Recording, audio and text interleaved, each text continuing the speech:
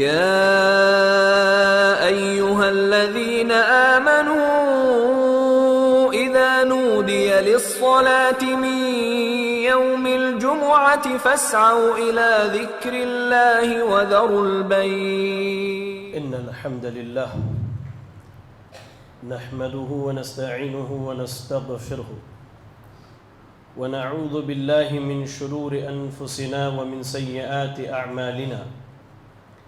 من يهده الله فلا مضل له ومن يضلله فلا هادي له، وأشهد أن لا إله إلا الله وحده لا شريك له، وأشهد أن محمدًا عبده ورسوله. يا أيها الذين آمنوا اتقوا الله حق تقاته ولا تموتن إلا وأنتم مسلمون. يا أيها الناس اتقوا ربكم الذي خلقكم من نفس واحدة وخلق منها زوجها وبث منهما رجالا كثيرا ونساء، واتقوا الله الذي تساءلون به والأرحام إن الله كان عليكم رقيبا. يا أيها الذين آمنوا اتقوا الله وقولوا قولا سديدا يصلح لكم أعمالكم ويغفر لكم ذنوبكم، ومن يطع الله ورسوله فقد فاز فوزا عظيما. أما بعد، فإن أصدق الحديث كتاب الله، وأحسن الهدي هدي محمد صلى الله عليه وسلم، وشر الأمور محدثاتها، وكل محدثة بدعة، وكل بدعة ضلالة، وكل ضلالة في النار. أعوذ بالله من الشيطان الرجيم. بسم الله الرحمن الرحيم. إن الدين عند الله الإسلام. رب اشرح لي صدري ويسر لي أمري واحلل عقدة من لساني يفقهوا قولي. اللهم لا حول ولا قوة إلا بك. لائق صد احترام معزز و مکرم علماء کرام، بزرگ حضرات، نوجوان ساتھیوں اور پردہ نشین خواتین اسلام، آج کے خطبہ جمعہ میں جس موضوع پر بات کی جائے گی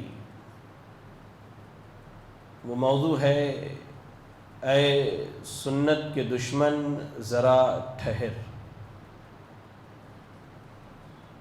آج ہمارے شہر حیدرآباد میں جہاں نوجوان تیزی سے دین کی طرف راغب ہو رہے ہیں، وہیں نوجوانوں کا ایک بڑا طبقہ صحیح علم نہ ملنے کی وجہ سے، کتاب و سنت کی حقیقی معرفت حاصل نہ کرنے کی وجہ سے، دین کو صحابہ اکرام رضی اللہ عنہم کی فہم اور سمجھ کے مطابق نہ سمجھنے کی وجہ سے فتنہ انکار حدیث کی طرف بڑی تیزی سے بڑھتا جا رہا ہے۔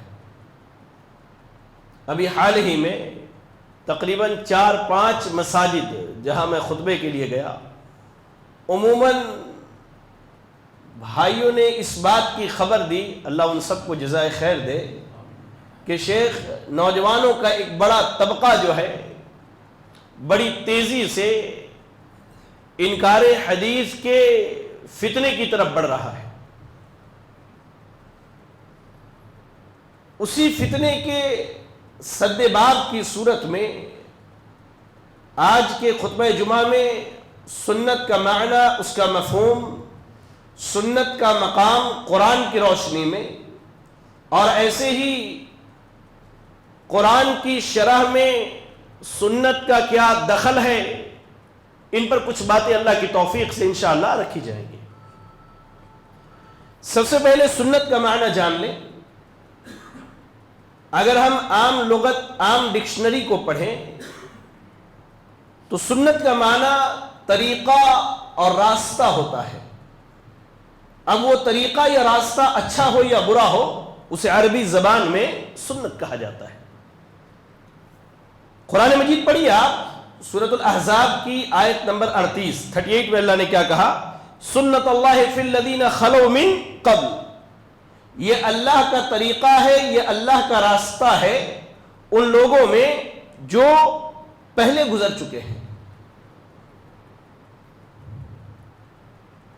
ابو محذورہ رضی اللہ تعالی عنہ نبی اکرم صلی اللہ علیہ وسلم کے پاس آتے ہیں، سنن ابی داؤد کی روایت ہے، حدیث صحیح سند سے آئی ہے، کہتے یا رسول اللہ علمنی سنت الاذان، اللہ کے نبی صلی اللہ علیہ وسلم مجھے آذان کا طریقہ سکھلائیے۔ اس آیت اور حدیث کو جمع کریں تو سنت کا عام معنی راستہ اور طریقہ کا ہے۔ اب وہ راستہ اچھا ہو یا برا یہ بات کی بات ہے۔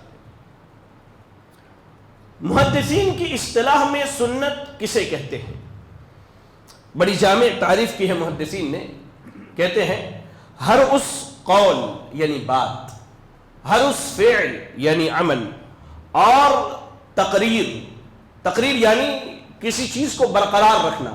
نبی صلی اللہ علیہ وسلم کے سامنے کوئی کام کیا گیا اور آپ نے اس سے منع نہیں کیا، آپ نے خاموشی اختیار کر لی، اسے کیا کہتے ہیں؟ تقریر، سنت تقریری کہتے ہیں۔ بہرحال تو ہر اس قول، فعل اور تقریر، اور ایسے ہی صفت خلقیہ اور صفت خلقیہ، اللہ کے نبی صلی اللہ علیہ وسلم کی جس ہیئت پر تخلیق کی گئی وہ، اور آپ کے جو اخلاقی صفات تھے، ان 5 چیزوں کے مجموعے کا نام سنت ہے۔ ہر وہ قول یعنی ہر وہ بات جس کی نسبت اللہ کے نبی صلی اللہ علیہ وسلم کی طرف کی جائے، ہر وہ عمل جس کی نسبت اللہ کے نبی صلی اللہ علیہ وسلم کی طرف کی جائے، ہر وہ تقریر جو آپ کی موجودگی میں عمل کیا گیا، آپ نے خاموشی اختیار کر دی، ایسے ہی ہر وہ تخلیقی صفت یا اخلاقی صفت جس کی نسبت نبی صلی اللہ علیہ وسلم کی طرف کی جائے، یہ سنت ہے۔ یہی تعریف اگر آپ دیکھیں تو امام سخاوی، امام بیضاوی، امام ابن حزم اور ایسے امام شاطبی اور حجاج خطیب رحمہم اللہ نے سنت کی ہے۔ یہ سنت کا معنی ہے عام لغت میں اور محدثین کی اصطلاح میں۔ سنت کے بارے میں ایک چیز یاد رکھیں، اللہ تعالی ہمارے استاذ محترم عبدالسلام مدنی رحمہ اللہ پر رحم فرمائے۔ جامع سلفیہ میں انہوں نے ایک عرصہ دراز تک، تقریباً 30-32 سال تک صحیح بخاری انہوں نے پڑھائی، تو وہ ہمیشہ ایک بات کہا کرتے تھے، پہلے ہی سال جب ہم فضیلت میں پڑھنے گئے اس وقت وہ ایک بات کہا کرتے تھے کہ ہم جو بار بار کہتے ہیں نا قرآن حدیث، یعنی پہلے قرآن اس کے بعد حدیث، انہوں نے ایک اصلاح کی ہماری، کہا کہ یہ صرف ترتیب میں 1 اور 2 نمبر پر ہے، یعنی پہلے قرآن اس کے بعد حدیث، لیکن جہاں حجت پکڑنے کی بات آئے گی، دلیل لینے کی بات آئے گی، مسئلہ ثابت کرنے کی بات آئے گی، تو جو مقام قرآن کی آیات کا ہے وہی مقام اگر حدیث صحیح سند سے ثابت ہو جائے تو اس کا ہے۔ اللہ اکبر۔ آئیے اس سنت کے بارے میں قرآن کیا کہتا ہے۔ سب سے پہلی چیز اللہ رب العالمین نے اتباع سنت کا حکم دیتے ہوئے فرمایا وَمَا آتَاكُمُ الرَّسُولُ فَخُذُوهُ وَمَا نَهَاكُمْ عَنْهُ فَانْتَهُوا، کہ رسول اللہ صلی اللہ علیہ وسلم جو تمہیں دیں وہ لے لو، اور جس چیز سے روک دیں اس سے رک جاؤ۔ یہ آیت کریمہ اپنے اعتبار سے بڑی واضح ہے کہ اللہ کے رسول صلی اللہ علیہ وسلم ہمیں جن باتوں کا حکم دیتے ہیں ان باتوں کو، ان کاموں کو کرنا ہے، اور اللہ کے رسول صلی اللہ علیہ وسلم ہمیں جن باتوں سے، جن کاموں سے روک دیتے ہیں اس سے رک جانا ہے۔ اگر نبی صلی اللہ علیہ وسلم کی زندگی پر ہماری تھوڑی سی بھی نظر ہو تو ہمیں اس بات کا علم ہوگا کہ اللہ کے نبی صلی اللہ علیہ وسلم نے بہت ساری باتیں قرآن کے علاوہ بھی بتلائی ہیں، بہت سارے معاملات آپ نے قرآن کے علاوہ بھی وضاحت کی ہے۔ تو در حقیقت نبی نے جہاں قرآن دیا وہی نبی نے ہمیں سنت بھی عطا کی ہے۔ اور آگے آئیے قرآن مجید پڑھیے، اللہ رب العالمین نے ایک مقام پر اپنی اطاعت کے فوراً بعد اپنے نبی کی اطاعت و فرما برداری کو جوڑا ہے۔ سورہ آل عمران کی تلاوت کیجئے، آیت نمبر 132 اللہ نے کیا کہا؟ وَأَطِيعُوا اللَّهَ وَالرَّسُولَ لَعَلَّكُمْ تُرْحَمُونَ، کہ اے لوگوں اللہ کی فرما برداری کرو اور رسول کی فرما برداری کرو، ہو سکتا ہے تمہارے اوپر اللہ کی جانب سے رحم کیا جائے۔ اللہ کی فرما برداری، اللہ کی کتاب قرآن مجید کو پڑھ کے اسے سمجھ کر اس پر عمل کر کے کی جائے گی، اور ٹھیک ویسے ہی رسول اللہ صلی اللہ علیہ وسلم کی فرما برداری، آپ نے قرآن کی جو شرح پیش کی، آپ نے جو قرآن کی تشریح کی، اس کے معانی اور مفاہیم کو بتلائے، اپنی زبان میں سنت اسے جسے کہا جاتا ہے اس کی اتباع اور تابعداری کر کے نبی کی اطاعت و فرما برداری کی جائے گی۔ اور آگے آئیے، قرآن مجید پڑھیے، اللہ رب العالمین نے اس بات کی وضاحت کی ہے کہ در حقیقت رسول اللہ صلی اللہ علیہ وسلم کی فرما برداری اللہ تعالیٰ کی اطاعت و فرما برداری ہے۔ قرآن مجید سورۃ النساء کی آیت نمبر 80 میں اللہ رب العالمین نے کہا من یطع الرسول فقد اطاع اللہ، جس نے رسول کی اطاعت و فرما برداری کی اس نے اللہ کی اطاعت و فرما برداری کی۔ اس کی بنیادی وجہ یہ ہے کہ اللہ کے نبی صلی اللہ علیہ وسلم پر جو وحی نازل ہوتی ہے، عموماً جو لوگ عقیدے کی کتاب یا فقہ وغیرہ پڑھتے ہیں انہیں اس چیز کا علم ہوگا کہ اللہ کی جانب سے جو وحی نازل ہوتی ہے وہ وحی عموماً دو قسموں میں علماء نے بیان کی ہے، ایک وحی مطلوع اور ایک وحی غیر مطلوع۔ وحی مطلوع یعنی جس کی نماز میں تلاوت کی جاتی ہے قرآن مجید، اور وحی غیر مطلوع جس کی نماز میں تلاوت نہیں کی جاتی، یعنی احادیث رسول، سنت رسول صلی اللہ علیہ وسلم۔ اب اگر ہم رسول کی اطاعت کریں تو اللہ کی اطاعت کیسے ہے؟ وہ ایسے ہے کہ دونوں وحی اللہ کی جانب سے نازل ہوتی ہے، ہم قرآن کی مانیں یا سنت کی مانیں، در حقیقت ہم اللہ کی مانتے ہیں، کیونکہ اللہ رب العالمین نے سورۃ النجم کی ابتدائی آیتوں میں کیا کہا وَمَا يَنطِقُ عَنِ الْهَوَىٰ إِنْ هُوَ إِلَّا وَحْيٌ يُوحَىٰ، کہ نبی صلی اللہ علیہ وسلم اپنی نفسانی خواہشات سے دین کے بارے میں کوئی بات نہیں کرتے۔ کتنے ہی ایسے معاملات ہیں جو ہمیں سیرت میں ملتے ہیں کہ لوگوں نے آ کر کے مسئلہ پوچھا، ابھی اللہ کے نبی صلی اللہ علیہ وسلم کے پاس وحی نہیں آئی، آپ نے خاموشی اختیار کر لیا، آپ نے کہا میں بعد میں اس کے بارے میں بتلاتا ہوں، بعد میں اس کے بارے میں خبر دیتا ہوں۔ جب آپ پر اللہ کی وحی آئی، جب اللہ رب العالمین نے اس مسئلے میں آپ کی وضاحت کر دی تو آپ صلی اللہ علیہ وسلم نے امت تک اس بات کو پہنچا دیا۔ وَمَا يَنطِقُ عَنِ الْهَوَىٰ إِنْ هُوَ إِلَّا وَحْيٌ يُوحَىٰ، کہ آپ اپنی جانب سے کچھ بھی نہیں کہتے، وہ اللہ کی وحی ہوتی ہے جو آپ تک آتی ہے اور آپ لوگوں تک پہنچا دیا کرتے ہیں۔ یاد رکھیں اس چیز کو کہ اللہ رب العالمین نے قرآن مجید میں جان بوجھ کر رسول اللہ صلی اللہ علیہ وسلم کی مخالفت کرنے والے کو کافر قرار دیا ہے۔ کس چیز میں مخالفت؟ کیا قرآن کے معاملے میں؟ نہیں، کوئی بھی قرآن کے معاملے میں مخالفت نہیں کرتا ہے۔ مخالفت قرآن کی اس شرح اور تشریح کے باب میں جو میرے نبی نے پیش کی ہے، انشاءاللہ آگے میں اس کی کئی ایک مثالیں آپ کو دے کر کے یہ بات سمجھانے کی کوشش کروں گا۔ آیت سنیے قرآن مجید کی سورہ آل عمران کے اندر اللہ رب العالمین نے ارشاد فرمایا قُلْ أَطِيعُوا اللَّهَ وَالرَّسُولَ فَإِن تَوَلَّوْا فَإِنَّ اللَّهَ لَا يُحِبُّ الْكَافِرِينَ، اے نبی کہہ دیجئے تمام لوگوں سے کہ اللہ کی اطاعت و فرما برداری کرو اور رسول اللہ صلی اللہ علیہ وسلم کی اطاعت و فرما برداری کرو۔ فَإِن تَوَلَّوْا، اگر منہ موڑ لیا، پیٹ پھیر لیا، اعراض کرنا شروع کر دیا، اور اس کے کئی بہانے بھی ہمارے پاس ہیں۔ ایک بہانہ کیا ہے؟ ہمارے امام صاحب کے قول کے مطابق نہیں ہے، ہمارے سماج میں یہ چیز نہیں چلتی ہے۔ بھائی برادری والے کیا کہیں گے، خاندان والے کیا کہیں گے مجھے اگر میں نے یہ کر لیا تو؟ اللہ اکبر، اللہ اکبر۔ جان بوجھ کر کے سنت سے منہ موڑنے والا، سنتوں کو ترک کرنے والا، اس آیت کریمہ کو یاد رکھے، اللہ رب العالمین نے کہا فَإِنَّ اللَّهَ لَا يُحِبُّ الْكَافِرِينَ، اگر اللہ اور اس کے رسول کی اطاعت و فرما برداری نہیں کرتے، جان بوجھ کر کے منہ موڑ لیتے، تو یاد رکھیں اللہ رب العالمین کافروں کو پسند نہیں کرتا ہے۔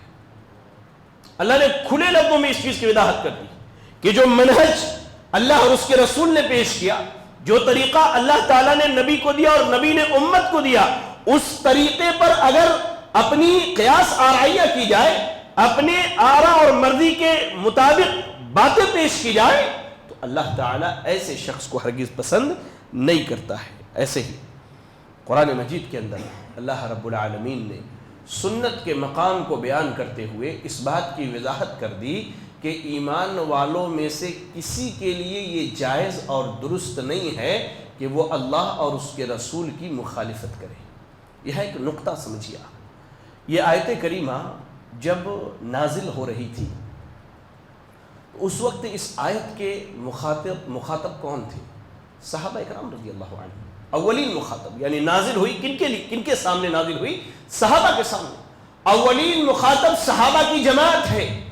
یعنی آیت کریمہ یہ بتلاتی ہے کہ ابو بکر، عمر، عثمان، علی، طلحہ، زبیر، عبد الرحمن بن عوف اور ابو ہریرہ اور دیگر تمام صحابہ رضی اللہ عنہم وارضا، اللہ ان سے راضی ہو، اللہ ان کے قبروں کو نور سے منور کرے. کسی صحابی کے لیے یہ جائز نہیں تھا اس دور میں کہ اللہ کے رسول کی مخالفت کرے کسی معاملے میں. آج ہماری آپ کی کیا حیثیت ہے؟ صبح کو ہمارا ایمان باقی رہتا، شام ہوتے ہوتے ہمارا ایمان بک جاتا ہے. شام کو ایمان کی حالت میں رہتے، صبح تک ہمارا ایمان بک جاتا ہے. اولین مخاطب صحابہ ہے. اللہ نے ان سے کہا، کیا کہا اللہ نے؟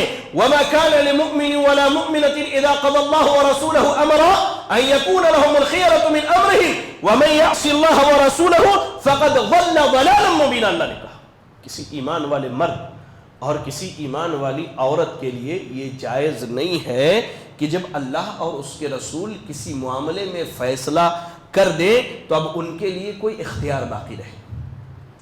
یا رب، آج ہمارے درمیان اختلاف ہوتے ہیں، آج ہم دلائل پیش کرتے ہیں، سامنے سے دلیلوں کو سریعام نکار دیا جاتا ہے. یا رب، یہ کسی ایمان والے کے لیے جائز نہیں. ایمان کا تقاضا یہی ہے کہ انسان اپنے آپ کو اللہ اور اس کے رسول کے آگے سرنڈر کر دے. ایمان کا دعویٰ بھی ہو، رسول کی مخالفت بھی ہو، حدیثوں کا انکار بھی ہو. ایک دل کے اندر انکار حدیث اور محبت حدیث کبھی جمع نہیں ہو سکتا. یاد رکھنا آپ اس چیز کو. کسی بھی دل کے اندر انکار حدیث اور محبت رسول، محبت الہی، محبت قرآن، محبت دین کبھی بھی جمع نہیں ہو سکتا. اللہ کی قسم کبھی جمع نہیں ہو سکتا. اللہ نے اعلان کر دیا اس بات کے، وَمَن يَعْصِ اللَّهَ وَرَسُولَهُ فَقَدْ ضَلَّ ضَلَالًا مُبِينًا. جس نے اللہ اور اس کے رسول کی مخالفت کی وہ دور کی گمراہی میں، کھلی ہوئی گمراہی میں جا پڑا. آئیے میں آپ کو ایک اور آیت کریمہ سناؤں اس باب میں کہ اللہ تعالیٰ نے ہمارے درمیان ہونے والے اختلافات کو حل کرنے کے لیے ایک آسان اور سیدھا سا راستہ اللہ نے بتایا. وہ کیا ہے؟ اللہ اور اس کے رسول کی تابعداری، یعنی قرآن اور سنت کی فرما برداری. پڑھیے سورۃ النساء، پڑھیے آپ آیت نمبر 65 میں اللہ رب العالمین نے کہا فَلَا وَرَبِّكَ لَا يُؤْمِنُونَ حَتَّى يُحَكِّمُوكَ فِي مَا شَجَرَ بَيْنَهُمْ ثُمَّ لَا يَجِدُوا فِي أَنفُسِهِمْ حَرَجًا مِمَّا قَضَيْتَ وَيُسَلِّمُوا تَسْلِيمًا. اللہ اکبر، بڑی سخت بات ہے. اور جو لوگ آج حدیثوں کے انکار میں پڑے ہوئے ہیں، چاہے وہ انکار تعویل کر کے ہو، اپنی منمانی خواہشات کے مطابق اس کا معنی بیان کر کے ہو، یا جو لوگ کھلم کھلا انکار میں پڑے ہوئے ہیں، اللہ تعالیٰ نے ان کے ایمان کی نفی کی ہے. فلا وربک، اے نبی قسم ہے آپ کے رب کی. اللہ اپنی ذات کی قسم کھا کے کہتا ہے لا یؤمنون، ایمان والے ہو ہی نہیں سکتے حتی یحکموک فیما شجر بینہم، یہاں تک کہ آپس کے اختلاف میں نبی کے فیصلے کو قبول نہ کر لیں. نبی کے فیصلے کو قبول نہ کر لیں تب تک کیا ہے؟ یہ ایمان والے نہیں ہو سکتے.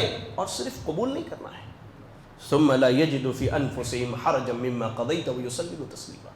قبول کرنے کے ساتھ دل میں اب کوئی تنگی بھی باقی نہیں رہنی چاہیے. کیا کرے، حدیث میں زبردستی مان لیا ہم نے، ماننا ہی پڑتا ہے. اس طرح کی باتیں نہیں ہونی چاہیے. کھلے دل سے، کشادہ دل سے انسان یہ کہے الحمدللہ یہ میرے دین کا مسئلہ ہے، چاہے یہ میری مخالفت میں ہی کیوں نہ ہو، ہے تو حق، مجھے ماننا ہے، مجھے قبول کرنا ہے. یہ چیز ہونی چاہیے. اللہ تعالیٰ نے جو آیت ابھی تک میں نے آپ کے سامنے پڑھی، ان آیات میں کئی بنیادی باتیں اللہ نے واضح کی، اور ان میں ایک سب سے اہم بات جو تھی وہ ہمارے خطبے کے تعلق سے تھی کہ ہر مقام پر اللہ تعالیٰ نے نبی اکرم صلی اللہ علیہ وسلم کی اطاعت و فرما برداری کا حکم دیا، اللہ کے رسول صلی اللہ علیہ وسلم کی تابعداری کا حکم دیا. آپ کے احکام، آپ کے فرامین سے منہ موڑنا، آپ کے احکامات کو ٹھکرانا اور آپ کی باتوں سے اعراض کرنا در حقیقت کفر سے اللہ تعالیٰ نے تعبیر کرتے ہوئے ایسے شخص کو ناپسند کیا ہے۔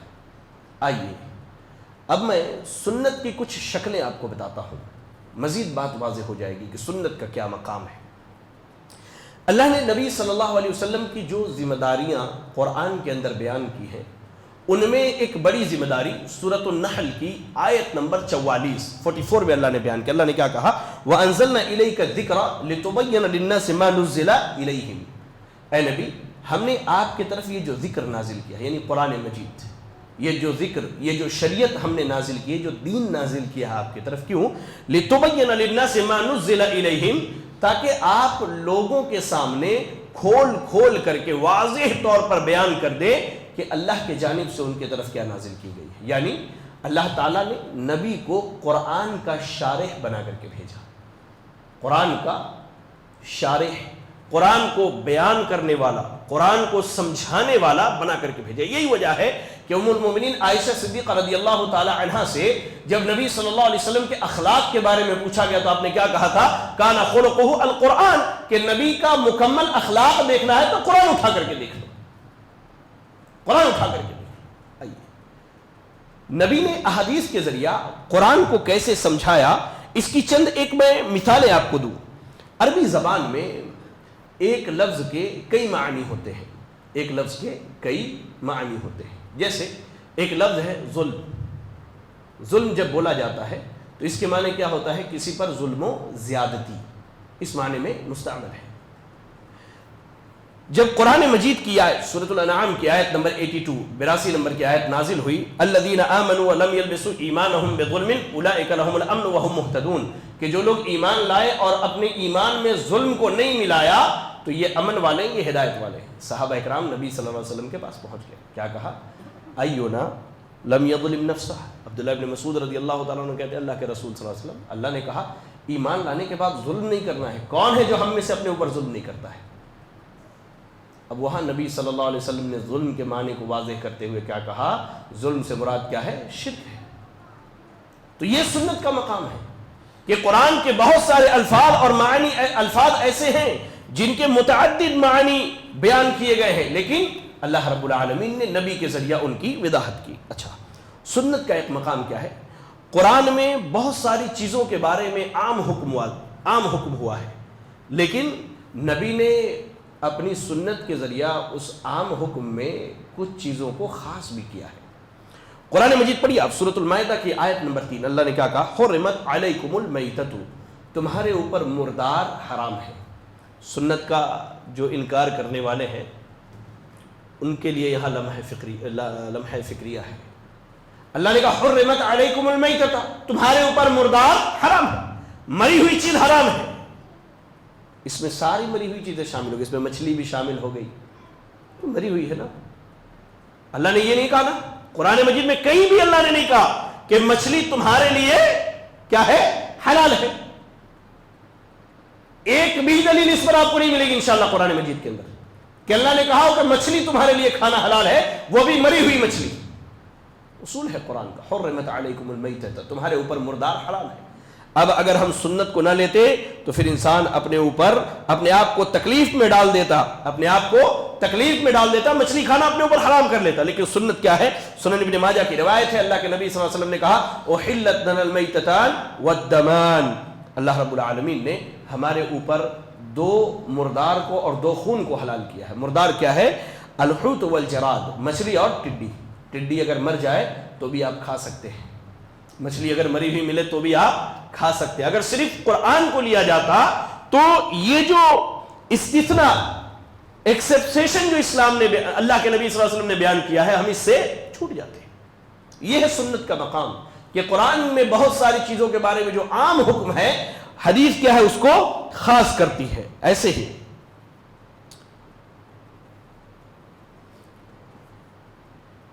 قرآن مجید میں بعض اوقات قرآن کے دو احکامات کے درمیان پائی جانے والی درمیانی صورت کو بھی سنت بیان کرتا ہے۔ قرآن مجید میں کوئی حکم ہے، دو حکم ہیں، ان دونوں کے درمیان بھی ایک حکم ہونا چاہیے، لیکن قرآن میں اس کی وضاحت نہیں ہے۔ اسلام نبی صلی اللہ علیہ وسلم اس کو بیان کرتے ہیں، آپ کی سنت بیان کرتے ہیں۔ جیسے کیا ہے، اللہ نے سورۃ البقرہ کی آیت نمبر 178 میں کیا کہا؟ الحر بالحر والعبد بالعبد والانثى بالانثى، آزاد مرد کے بدلے آزاد مرد قتل کیا جائے گا۔ اگر کسی نے کسی کو جان بوجھ کے مار دیا تو آزاد مرد کے بدلے آزاد مرد، غلام مرد کے بدلے غلام مرد، اور عورت کے بدلے عورت قتل کی جائے گی۔ سوال یہ ہے کہ اگر کوئی عورت کسی مرد کو مار دے یا کوئی مرد کسی عورت کو جان سے مار دے، قرآن میں تو اس کی وضاحت نہیں ہے۔ قرآن یہ کہہ رہا ہے مرد کے بدلے مرد اور عورت کے بدلے عورت ماری جائے گی۔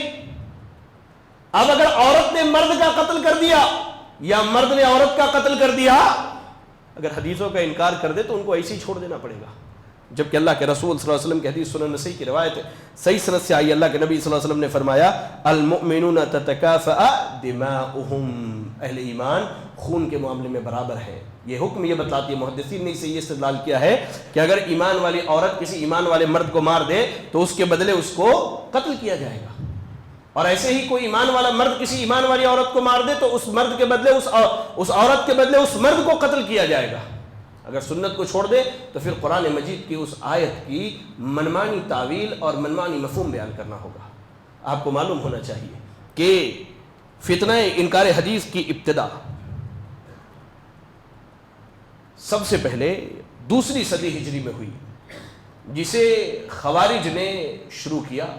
اس کے بعد ان کی راہ پر چلتے ہوئے معتزلہ نے اس چیز کو اختیار کیا، جبکہ اس کے بارے میں اللہ کے نبی صلی اللہ علیہ وسلم نے بہت پہلے خبر دے دی تھی۔ جامع ترمذی اور سنن ابی داؤد اور سنن ابن ماجہ کی دو حدیثیں ہیں، دونوں کا مفہوم یہ ہے کہ اللہ کے نبی صلی اللہ علیہ وسلم نے کہا کہ تم میں کا ایک آدمی جو گاؤ تکیا پر ٹیک لگائے بیٹھا ہوگا، جب اس کے سامنے میری سنت بیان کی جائے گی تو وہ کہے گا ہمارے لیے قرآن کافی ہے، ہمیں نبی کی سنت کی ضرورت نہیں ہے۔ اور میں آپ کو بتلاؤں، آگے چل کے میں اس بتلانے والا ہوں، پڑوسی ملک میں ایک شخص رہتا تھا عبداللہ چکڑالوی کے نام سے، جو فتنہ انکار حدیث کی باغ ڈور اس نے سر سید احمد خان کے بعد سنبھالی تھی۔ عبداللہ چکڑالوی کے بیٹے نے اپنے باپ کے سامنے ایک حدیث بیان کی۔ یہ بات ہمارے ایک استاد طائف کے جالیات میں شیخ ساجد عزمی صاحب ہیں، پڑوسی ملک کے ہیں، انہوں نے مجھے یہ بات بتلائی تھی کہ شیخ عبداللہ چکڑالوی کے بیٹے نے اپنے باپ کو ایک حدیث بتلائی، تو عبداللہ چکڑالوی ویسے ہی تکیے پر ٹیک لگا کر کے بیٹھا تھا جیسے اللہ کے نبی صلی اللہ علیہ وسلم نے حدیث کے اندر وضاحت کی ہے، اور وہ کہتا ہے کہ ہمارے لیے قرآن کافی، ہم جو اس میں حلال پاتے حلال، جو حرام پاتے حرام، ہمیں تمہاری حدیثوں کی ضرورت نہیں ہے۔ عبداللہ چکڑالوی کے بیٹے نے کہا ابا اللہ کی قسم رسول کی حدیث مجھے آج سمجھ میں آئی کہ واقعی وہ حدیث سچی اور صادق ہے، اور آپ پر ہی فٹ آتی ہے کہ اللہ کے نبی نے کہا کہ ٹھیک ایک آدمی تکیے پر ٹیک لگا کر کے میری حدیثوں کا انکار کرے گا، اور وہ اپنے باپ سے نکل کر کے چلا گیا۔ بہرحال فتنہ انکار حدیث کی ابتدا جو ہے دوسری صدی ہجری میں ہوئی، اور ہمارے ملک ہندوستان میں اس کی ابتدا 13ویں صدی ہجری میں ہوئی، اور اس کے جو سرخیل ہیں، جس شخص نے اس کی داغ بیل ڈالی ہندوستان کے اندر، وہ سر سید احمد خان ہے۔ سر سید احمد خان ہیں جنہوں نے فتنہ انکار حدیث کی بنیاد ملک ہندوستان میں ڈالی۔ اس کے بعد عبداللہ چکڑالوی نے کھلم کھلا حدیثوں کا انکار کیا، اسے لہو الحدیث قرار دیا۔ پھر مولوی احمد الدین امرتسری، پھر اسلم جراج پوری، پھر آخر میں غلام احمد پرویزی جو فتنہ پرویزیت کے نام سے اس کے رد میں علماء نے کتابیں لکھی ہیں، اس کی باغ ڈور سنبھالی۔ ایسے ہی علامہ مشرقی ہے، مستری محمد رمضان گجران والا ہے، محبوب شاہ، تمنا عمادی، قمر الدین قمر، سید عمر شاہ گجراتی، خدا بخش، اور اس طرح کے بہت سارے لوگ ہیں جنہوں نے انکار حدیث کے فتنے کو اٹھایا، اور ان سب کا بنیادی مقصد وہی تھا جو، یاد رکھیں اس چیز کو، ان سب کا بنیادی مقصد وہی تھا جو یورپ سے آ کر کے لوگوں نے اسلام سیکھا، جسے مستشرق کہا جاتا ہے۔ تاکہ اسلام کی شکل کو بگاڑ دے. انہوں نے حدیثوں پر وہی اعتراضات کیا. آج کے بھی کئی ایسے بندے ہیں جن سے میری خود حیدرآباد میں بات ہوئی جو فتنہ انکار حدیث میں ملوث ہیں. ان سب کے وہی سوالات ہیں جو عبداللہ چکرالوی کے اور غلام احمد پرویز کے اور تمنا عمادی ان لوگوں کے جو سوالات ہیں وہ بھی وہی سوالات کے سامنے کرتے ہیں. حدیثیں تو بہت بعد میں لکھی گئی.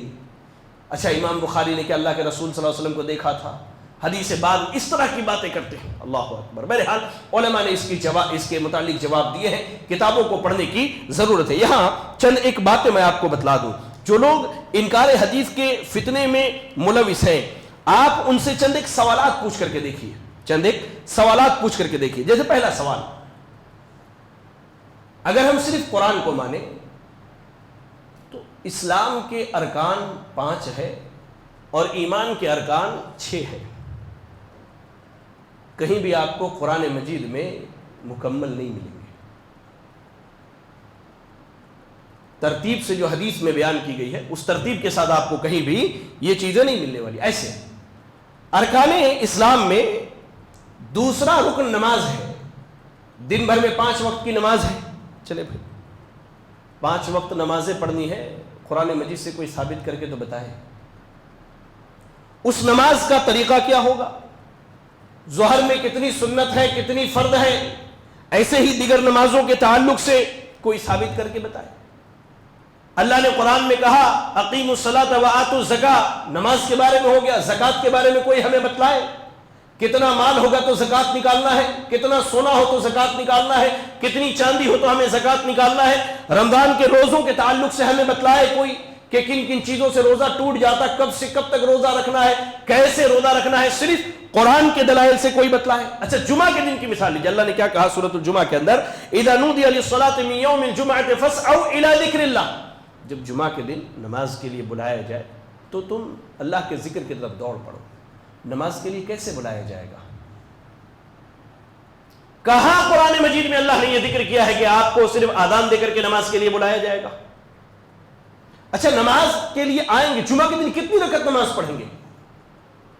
کتنی رکعت نماز پڑھیں گے آپ؟ کیسے پڑھیں گے؟ اس کی حیت, اس کی کیفیت کیا ہوگی؟ ذرا اس کے بارے میں کوئی ہمیں صرف قرآن سے بتا دے. ایسے ہی اللہ نے کہا قرآن مجید سورۃ التوبہ کی آیت نمبر 36 کے اندر, ان عدۃ الشہور عند اللہ 12 شہرا فی کتاب اللہ یوم خلق السماوات والارض, کہ اللہ تعالیٰ نے جس دن آسمان و زمین کو بنائے اس دن لکھ دیا مہینوں کے تعداد 12 ہے. جو انکار حدیث کے فتنے میں مبتلا ہے ذرا مجھے وہ بتا دیں کہ مہینوں کا نام کچھ اس طرح ہے, محرم, صفر, ربیع الاول, ربیع الثانی, جماد الاولی, جماد الثانی, رجب, شعبان, رمضان, شوال, ذوالقعدہ, ذوالحجہ. پورے قرآن مجید میں مہینوں کے نام کہیں نہیں ملیں گے آپ کو. اللہ نے کہا ان میں 4 حرمت والے مہینے ہیں. حرمت والے مہینے 4 ہیں. کوئی قرآن سے ہمیں بتائے کہ حرمت والے مہینے 4 کون کون سے ہیں؟ کہیں بھی انشاءاللہ میں نہیں سمجھتا کہ ایسے شخص کو کوئی دلیل ملنے والی ہے. ایسے ہی اللہ رب العالمین نے قرآن مجید سورۃ البقرہ کی آیت نمبر 197 میں کہا الحج اشہر معلومات, کہ حج کے معروف مشہور مقرر مہینے ہیں. سوال یہ ہے کہ حج ہمیں ذوالحجہ کے مہینے میں ہی کرنا ہے. قرآن مجید میں اللہ نے کہاں بتایا اس چیز کو؟ کہاں اللہ نے اس چیز کی وضاحت کی کہ آپ ذوالحجہ کے مہینے میں حج کے لیے جائیے؟ اچھا حج کے لیے جائیں تو احرام پہن کر کے جائیں خانہ کعبہ, اور میقات سے لبیک پکارتے ہوئے جائیں. خانہ کعبہ جانے کے بعد 7 چکر طواف کریں, 2 رکعت نماز پڑھیں, پھر آپ اللہ رحم فرمائے صفا مروہ کی سعی کریں, مینا میں 5-6 دن گزاریں, عرفات میں جائیں, مزدلفہ میں جائیں. کوئی قرآن سے ہمیں سمجھائے, کم سے کم کوئی ہمیں بتلائے کہ قرآن مجید میں اللہ تعالیٰ نے ان سب چیزوں کا تذکرہ کہاں کیا. اچھا قرآن مجید میں اللہ نے کہا السارق والسارقۃ فاقطعوا ایدیہما, سورۃ المائدہ کی آیت نمبر 38 میں اللہ نے کہا چور اور چورنی کے ہاتھ کاٹ دو. ہاتھ یہاں تک ہے, آپ کہاں تک کاٹیں گے؟ کہاں تک کاٹیں گے؟ ہاتھ یہاں سے لے کر کے یہاں تک ہے. کہاں تک کاٹیں گے چور اور چورنی کے ہاتھ؟ اس کی تحدید کوئی ہمیں قرآن سے بتائے کہ قرآن میں اللہ نے یہ کہا ہو کہ چور کے ہاتھ یہاں تک کاٹے جائے, یہاں تک کاٹے جائے, یہاں تک, کہاں تک ہاتھ کاٹیں گے آپ؟ اور آگے آئیے, اللہ رب العالمین نے قرآن مجید کے اندر مجاہدین کے تعلق سے بیان کیا کہ جو اللہ کے راہ میں جہاد کرتے ہیں وہ شہید ہوتے. اچھا میدان جہاد میں اگر مجاہدین کو مال غنیمت مل جائے تو مال غنیمت کی تقسیم کیسے ہوگی، کس مجاہد کو کتنا دیا جائے گا، کیا دیا جائے گا، اس کی تفصیل کوئی ہمیں حدیث سے بتلا کر کے دکھلا، کوئی قرآن سے بتلا کر کے دکھلا۔ بہت سارے ایسے بے شمار مسائل، یہ چند ایک میں نے آپ کو سمجھانے کے لیے پیش کیا کہ حدیث سے انسان منہ نہیں موڑ سکتا، منہ نہیں چرا سکتا، کیونکہ حدیث در حقیقت یہ اللہ کی وحی ہے، اور اللہ تعالیٰ نے نبی صلی اللہ علیہ وسلم کو جیسے قرآن دیا ویسے ہی اللہ نے آپ کو سنتیں بھی دی ہیں، اور قرآن پر عمل کرنے کے لیے سنتوں پر عمل کرنا واجب ہے، بغیر سنت پر عمل کیے ہوئے قرآن پر بھی عمل نہیں ہوگا۔ اور آج جو لوگ فتنہ انکار حدیث کے فتنے میں پڑے ہیں، اللہ کی قسم وہ فتنہ چلتے چلتے چلتے چلتے انسان فتنہ انکار حدیث سے انکار قرآن کی ڈگر پہ چل پڑتا ہے، اور اسے اس بات کا احساس تک نہیں ہوتا کہ اس نے کب قرآن مجید کا انکار کر دیا، کیونکہ قرآن خود کہتا ہے نبی کی اطاعت کرو، نبی کی فرما برداری کرو، نبی کے راستے پر چلو، نبی کا حکم مانو۔ اللہ اکبر، بے شمار ایسے آیات ہمارے سامنے، ابھی میں نے چند ایک پڑھ کے آپ کو سنائی، اور بے شمار ایسی آیات ہیں میرے بھائیو، اس لیے یاد رکھیں اس فتنے کے دور میں قرآن و حدیث کو آپ مضبوطی سے تھامے رکھیں، ویسے سمجھیں ویسے پڑھیں جیسے صحابہ اکرام رضی اللہ عنہم نے سمجھا، جیسے پڑھا، جیسے اس کے مطابق عمل کیا، ورنہ یاد رکھیں جیسے پچھلی گزرے ہوئے لوگ ہم سے پہلے گمراہ ہوئے بہت سارے، ویسے ہی ہم بھی گمراہی کے راستے پر چل پڑیں گے، ہمارے ہاتھ میں صرف گمراہی آئے گی، ہم گرچہ خوش رہا کریں کہ ہم دین پر قائم ہیں، دین پر ڈٹے ہیں، نہیں میرے بھائیوں، گمراہی ہمارے ہاتھ آئے گی، اور اللہ کے جب ہم حساب کے لیے پہنچیں گے تو شاید خالی ہاتھ ہوں گے۔ اللہ سے دعا کریں کہ اللہ تعالی ہم سب کو سنت کے مقام، اس کے مرتبے کو سمجھ کر اس کے مطابق عمل کرنے کی توفیق عطا فرمائے۔